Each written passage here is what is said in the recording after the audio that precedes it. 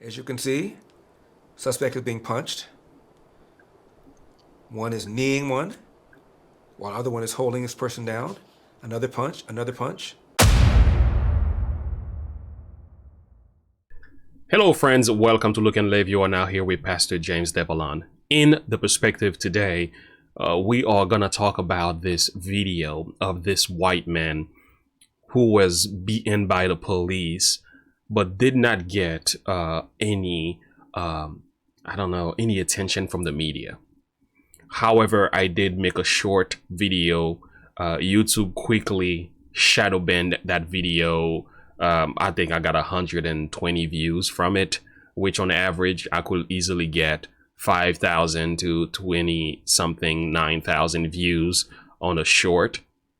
But for some reason this video didn't get any views, and nevertheless I feel like doing not a respawn, like a remake, but just to establish some context of what was going on when this white man was beaten by the police. What were the reasons and the factors, and why isn't the media covering this, right?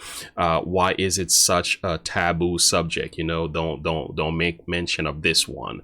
However, I have found a really good discussion from Larry Elder, which I really appreciate how balanced he is, and he just tells it like it is. You know what I'm saying? He allows you to think for yourself, and I appreciate men like that. So how about we let Larry do his thing here, and I'll come back with a final detailed analysis and perspective, and as well some biblical perspective as always. Let's keep going. Now, I've said before that the police are not systemically racist. Are there bad cops? Of course. Are there bad doctors? Yes. Bad lawyers? Yes. Bad talk show hosts? Yeah. Present company excluded? Yes. But when there are bad cops, they should be dealt with on a case-by-case basis. And I've said many times, the police kill more unarmed whites than they kill unarmed blacks, and the police kill more whites than they kill blacks. In the last several years, the police have killed an average of 1,000 people. 500 of them have been white, 250 of them have been black. And you might say, well, that's still a substantial percentage when you consider that blacks are only 13% of the population. But it's about rates of offending. A young black male is 8 times more likely to be murdered than a young white male. Based on those numbers, you could argue that the instances in which the police use force, including deadly force against a black person, would be even higher, considering the much, much higher homicide rate within the black community.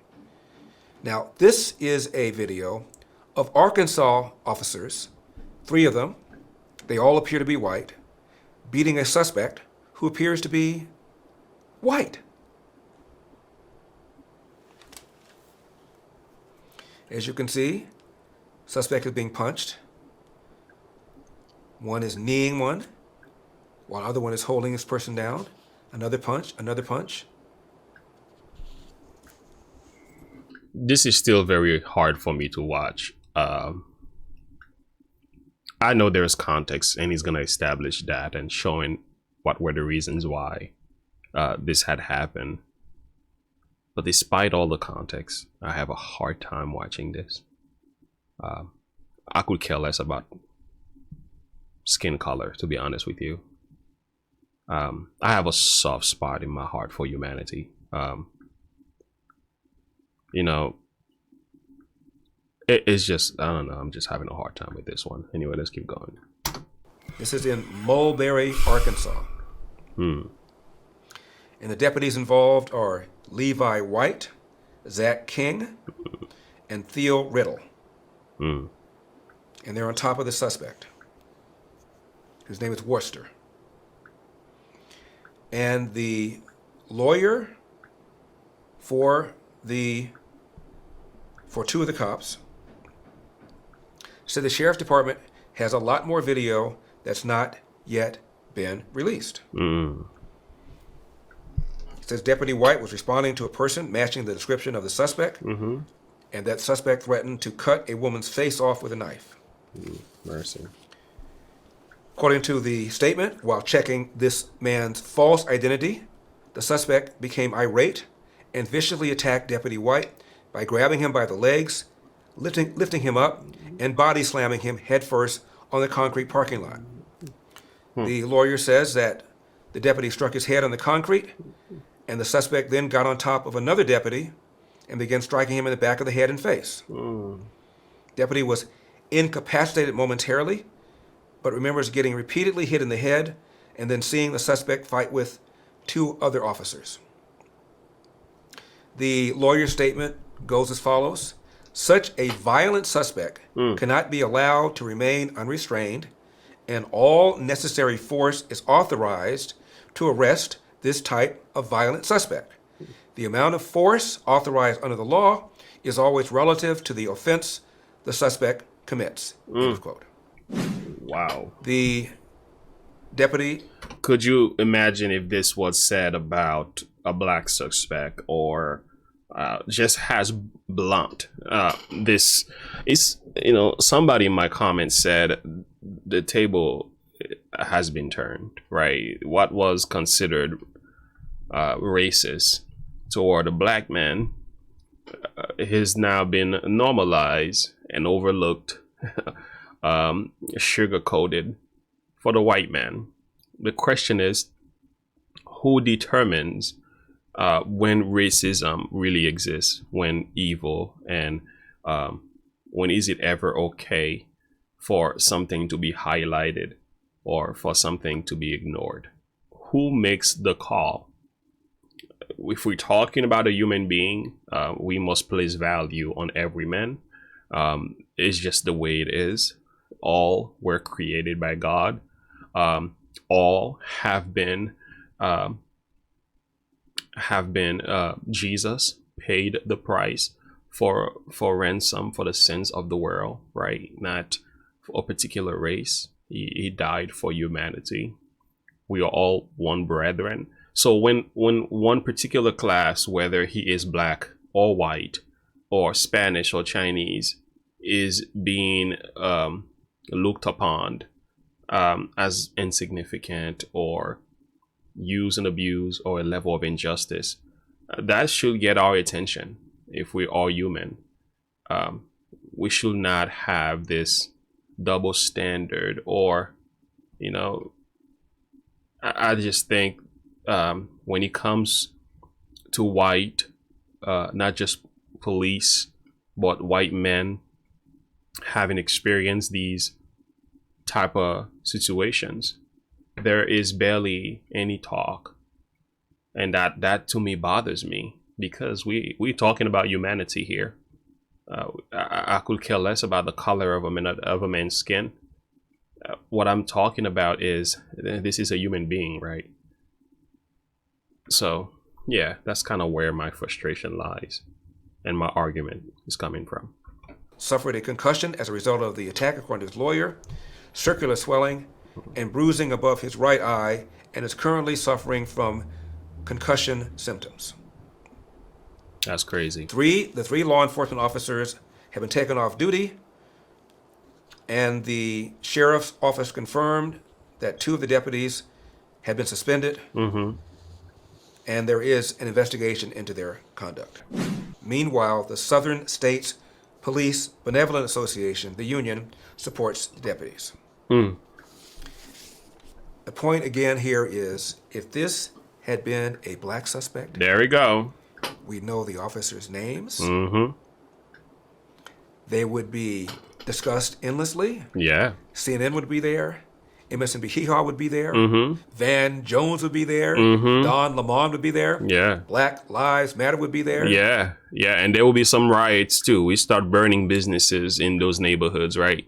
Yep, that's how we behave. But when this is done to a Caucasian male, no riot for me. Ain't that a mess? Jones would be there. Don Lemon would be there.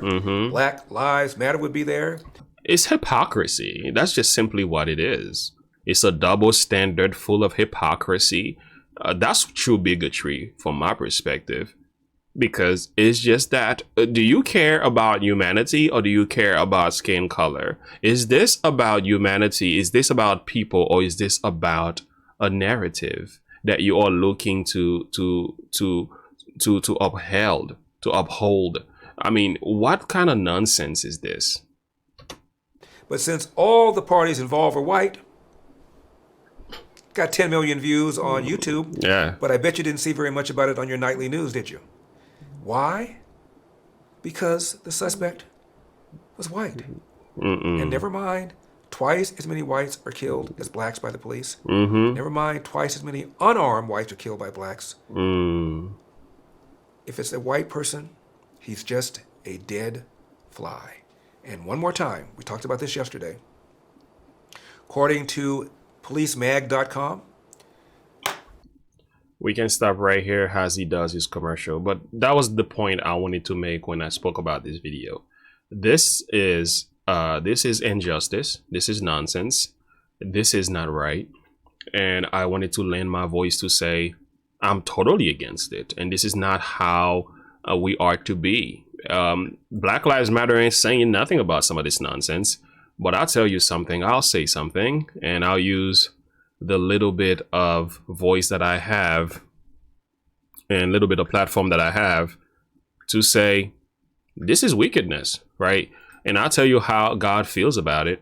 And you know, I'm always gonna give you some Bible here. There goes my stand right here. Proverbs 17 verse 15. Mark this one. He that justifieth the wicked, he that cometh damneth the just, even they both are an abomination to the Lord. There you have it. So God is saying, you don't pick sides when it comes to justice and justice, evil, right and wrong. You never pick side. You don't go by skin color. You don't go by wealth. You don't go by ideation. When you look at a human being, you always got to think of them as a child of God, a creation of God, a person whom Jesus died for. Skin color is the least significant thing you should look at. You should look at a person as a soul that is valuable, that has a purpose, that has a creator, a soul for whom Jesus died. That places value and meaning on the individual. And when this stuff happens and it doesn't get any attention from the news, we must say something.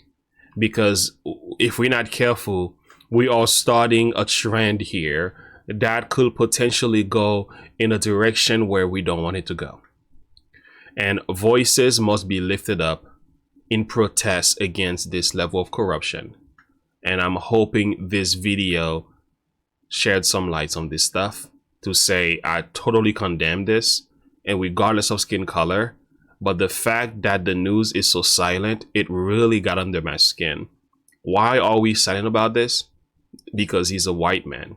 But if he was a black guy, we'd be on the streets talking a whole bunch of nonsense. Hypocrisy. And that needs to stop. Thank you for listening, friends. Make sure you like and subscribe to the page. Click the bell icon for more of our notification uploads. Comment below. Put your thoughts and perspective below. And also put your recommendation below as well. Get with me on Discord. Our links is posted below. If you want to support this channel, everything you have is there. And the link to Larry Elder's channel will be posted below. Until next time, and as always, look unto Jesus, live by faith. Have a good one. Bye.